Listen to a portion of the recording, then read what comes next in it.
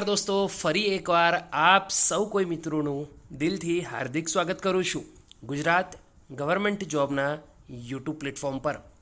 તમામ મિત્રો માટે ફરીવાર નવી ભરતી માટેની અપડેટ લઈને આવ્યો છું. બિલકુલ ફ્રેશ ભરતી છે. આ મહિનાની અંદર તમે મિત્રો ઓનલાઈન માધ્યમથી અરજી કરી શકશો. વિડીયોમાં આગળ વાત કરીશું એના પહેલાં આપણા યુટ્યુબ પ્લેટફોર્મ પર જોઈન કરી લેજો, જેથી કરી આવનાર આવી બિલકુલ અવનવી ઇન્ફોર્મેશન તમને ફ્રીમાં મળતી રહે. દોસ્તો, હવે આગળ વાત કરીએ. સ્ક્રીન પર અવેલેબલ છે નોટિફિકેશન. પેપર કટિંગ ભારતભરની વિવિધ રેલવે કચેરીમાં ધોરણ 10થી ગ્રેજ્યુએટ સુધીના ઉમેદવારોને નોકરીની મોટી તક મળી રહી છે. જ્યાં દોસ્તો આગળ વાત કરીએ, ભારતીય રેલવેમાં દર વર્ષે વિવિધ જગ્યાઓ માટે રેલવે બોર્ડ દ્વારા અનેક પ્રકારની લાખોની સંખ્યાઓમાં ભરતીઓ થાય છે. તાજેતરમાં ઈસ્ટર્ન રેલવેમાં એપ્રેન્ટિસ તરીકે જોડાવા માંગતા ઉમેદવારો દોસ્તો જે ભરતી આવી છે તેની લાયકાતની વાત કરીએ. ધોરણ 10માં 60% અને સાથોસાથ આઈટીઆઈમાં ટર્નર, ફિટર તેમજ welder, electrician, machinist, electronic mechanics સાથે પાસ કરેલું હોવું ખૂબ જરૂરી છે. એટલે કે આ જે ભરતી આવી છે તે એપ્રેન્ટિસ તાલીમાર્થી તરીકેની છે. 10 પાસ પછી વિવિધ ટેકનિકલ વિભાગની અંદર આ લાયકાત હોવી જોઈએ. વયમર્યાદાની વાત કરીએ, 23 ઓક્ટોબરથી 25 વર્ષથી ઓછી અને 34 વર્ષથી વધારે હોવી જોઈએ નહીં. એટલે કે 25 વર્ષથી 34 વર્ષ વચ્ચેના જે પણ ઉમેદવારો છે તે ભાગ લઈ શકે છે. આ ભરતીના અંદર અનામત જ્ઞાતિમાં એસસી એસટીને 5 વર્ષ, ઓબીસી ઉમેદવારોને 3 વર્ષ, જ્યારે શારીરિક વિકલાંગ એટલે કે પીએચ કેટેગરીના અથવા પીડબ્લ્યુડી કેટેગરીના ઉમેદવારોને 10 વર્ષ સુધીની ઉંમરમાં છૂટછાટ મળશે. દોસ્તો, સિલેક્શન પ્રોસેસરની વાત કરીએ તો ઉમેદવારો અરજી કરે છે તેમના એસએસસી તથા આઈટીઆઈના ગુણના આધારે મેરિટ લિસ્ટ બનાવવામાં આવશે અને તે મેરિટ લિસ્ટના આધારે વિદ્યાર્થીઓની પસંદગી કરવામાં આવશે. આ માટે કોઈ સ્પર્ધાત્મક પરીક્ષા લેવામાં અથવા તો ઇન્ટરવ્યૂ લેવામાં આવશે નહીં. એટલે કે આ એપ્રેન્ટિસ ભરતી હોવાથી નિર્ણય લેવાયો છે. ઓનલાઈન અરજી ઈસ્ટર્ન રેલવે recruitment.co.in પર જઈને કરી શકો છો. છેલ્લી તારીખ 23 ઓક્ટોબર રહેશે. આ ઉપરાંત રેલવેમાં ધોરણ 10 પછી એપ્રેન્ટિસની જે વેકેન્સી આવી છે, સમગ્ર ભારતમાં હજારો યુવાનો નોકરી માટે રેલવેમાં તોડ મહેનત કરી પ્રવેશ મેળવે છે. રેલવે એક એવી નોકરીદાતા છે કે જ્યાં કોન્ટ્રાક્ટ સિસ્ટમ ચાલતી નથી, એટલે કે પૂરતો પગાર મળી શકે છે. તાજેતરમાં રેલવેમાં એન્જિનિયર, ટેકનિશિયન, સ્ટેશન માસ્ટર જેવા વિવિધ પદો માટે 16 સપ્ટેમ્બરથી રજિસ્ટ્રેશન ચાલુ થઈ ગયું છે. લાયકાત ધોરણ 10 આઈટીઆઈ સંબંધિત ક્ષેત્રમાં આઈટીઆઈ તથા ડિગ્રી, ડિપ્લોમા કે ગ્રેજ્યુએટ હોવું ખૂબ જરૂરી છે. આ ભરતીમાં મર્યાદા 1 સપ્ટેમ્બર 2024ના ઉમેદવારોની ઉંમર વેબસાઇટમાં પોસ્ટ પ્રમાણે હોવી ખૂબ જ જરૂરી છે. એક્ઝામની ફીની વાત કરીએ તો સામાન્ય ઉમેદવાર માટે જીએસટી સાથે 850 રૂપિયા તથા એસટી પૂર્વ સૈન્ય કર્મચારી અને મહિલા ઉમેદવારો કોઈપણ પ્રકારની ફી ભરવાની રહેતી નથી. સિલેક્શન પ્રોસેસર એટલે ક્રાઇટેરિયાની વાત કરીએ, દરેક પોસ્ટ માટે વેબસાઇટ ઉપરથી મળશે. તેમ છતાં એપ્રેન્ટિસ માટે ધોરણ 10 અને આઈટીઆઈની સંબંધિત ક્ષેત્રના માર્ગને આધારે સીધી ભરતી કરવામાં આવશે. ઓનલાઈન અરજીની વાત કરીએ, સૌપ્રથમ સત્તાવાર વેબસાઇટ પર જઈને સંબંધિત લિંક પર ક્લિક કરીને રજિસ્ટ્રેશન રહેશે. ત્યારબાદ ઉમેદવાર પોતાની તમામ માહિતી ભરીને પૂર્ણ અરજી નિયત ફોર્મ સાથે અપલોડ કરી શકશે. konarkrailway.com આ વેબસાઇટ પર જઈને 6 ઓક્ટોબર 2024 સુધી અરજી કરી શકાશે.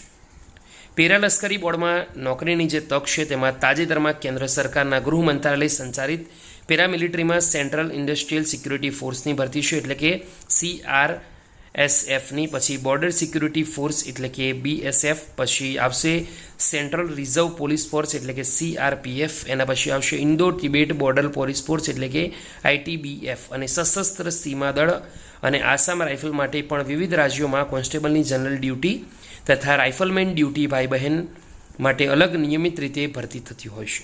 લાયકાત ધોરણ 10 પાસ છે, જેમાં ટકાવારીની જરૂર નથી. 1 જાન્યુઆરી 2025ના રોજ 18 વર્ષથી ઓછી તથા 23 વર્ષથી વધારે ન હોય એ જ એવા ઉમેદવારો, જેમાં એસસી એસટી 5, ઓબીસી 3 વર્ષની છૂટછાટ આપવામાં આવશે. દોસ્તો, એના પછી આગળ વાત કરીએ શારીરિક ક્ષમતા. સામાન્ય ઉમેદવારોની ઉંમર, ઊંચાઈ 160 સેન્ટીમીટર, 165 સેન્ટીમીટર, 170 સેન્ટીમીટર અલગ અલગ પદ માટે લશ્કરી દળ માટે નક્કી થાય, જે જાહેર ખબરમાં મેળવી શકાશે.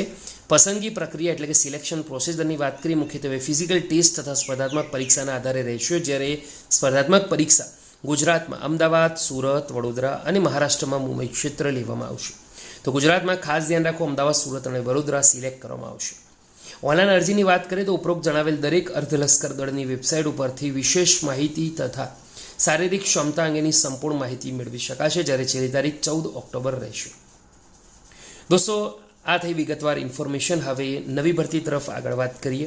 ભારતીય રેલવેમાં ગ્રેજ્યુએટ માટે પણ નોકરીની મોટી તક છે. કઈ રીતે? તો વાત કરીએ આગળ. તાજેતરમાં ધોરણ 10 તથા ગ્રેજ્યુએટ ઉમેદવાર માટે સ્ટેશન માસ્ટર, ગાર્ડ, કોમર્શિયલ કોમ, ticket clerk, train clerk, commercial apprentice, time keeper એવી 800 જેટલી જગ્યા માટે મુંબઈમાં અને 600 જેટલી જગ્યા અમદાવાદમાં ભરતી થનાર છે. એજ્યુકેશન ક્વોલિફિકેશનની વાત કરીએ તો કોઈ પણ પ્રવાહની અંદર ગ્રેજ્યુએટ હોવો ખૂબ જરૂરી છે. એજની વાત કરીએ તો 1 જાન્યુઆરી 2025ના રોજ ઉમેદવારોની એજ 18 વર્ષથી ઓછી અને 36 વર્ષથી વધારે હોવી જોઈએ નહીં. SC ST 5 વર્ષ, OBCને 3 વર્ષ તથા શારીરિક વિકલાંગ ઉમેદવારોને 10 વર્ષની ઉંમરમાં વિશેષ છૂટછાટ આપવામાં આવશે. પસંદગી પ્રક્રિયા દેશભરમાં. આ માટે અમદાવાદ, મુંબઈ શહેર અનેક જગ્યા પર 2025ની સાલમાં જૂનથી સપ્ટેમ્બર વચ્ચે વિવિધ પ્રકારની સ્પર્ધાત્મક પરીક્ષા ગોઠવવામાં આવશે, જેના આધારે ઉમેદવારોને સૌપ્રથમ લેખિત પરીક્ષા પાસ કરવાની છે. ઓનલાઈન અરજી કરવા માટે rrb.apply.gov.in આ વેબસાઇટ છે, ત્યાં અરજી કરી શકાય છે, જેની છેલ્લી તારીખ 13 ઓક્ટોબર 2024 છે. આ ઉપરાંત દોસ્તો, ITIની અંદર ગેટ આધારિત ભરતી પરીક્ષા પણ છે. ધોરણ 12 વિજ્ઞાન A ગ્રુપ પાસ કર્યા પછી ઘણા બધા વિદ્યાર્થીઓ દેશમાં પથરાયેલા ઇન્ડિયન ઇન્સ્ટિટ્યૂટ ઓફ ટેકનોલોજી એટલે કે ITIમાં પ્રવેશ લેવા માટે સપના સેવતા હોય છે, પરંતુ તે પરીક્ષા અનહદ અઘરી હોવાથી અને 2 કક્ષાએ એટલે કે મેન અને એડવાન્સ પાસ કરવાની હોવાથી ઘણા બધા વિદ્યાર્થીઓ આપી દેતા હોય છે અને છેવટે ગુજરાત, મહારાષ્ટ્રની સ્થાનિક કોલેજોમાં પ્રવેશ લઈને ગ્રેજ્યુએટ થતા હોય છે. પરંતુ આ બધા વિદ્યાર્થીઓના મનમાં ITIનું સપનું તો ધબકતું જ હોય છે. વળી એમ પણ કહી શકાય કે સ્થાનિક કોલેજમાંથી ડિગ્રી મેળવ્યા પછી સામાન્ય રીતે સ્વભાવ ઉમેદવારોએ 15,000થી 25,000 રેન્જમાં પગારની શરૂઆત થતી હોવાથી જે વિદ્યાર્થીઓએ લાખો રૂપિયાનો ખર્ચ કરીને ડિગ્રી મેળવી હોય છે તેને થોડીક તકલીફ પડતી હોય છે.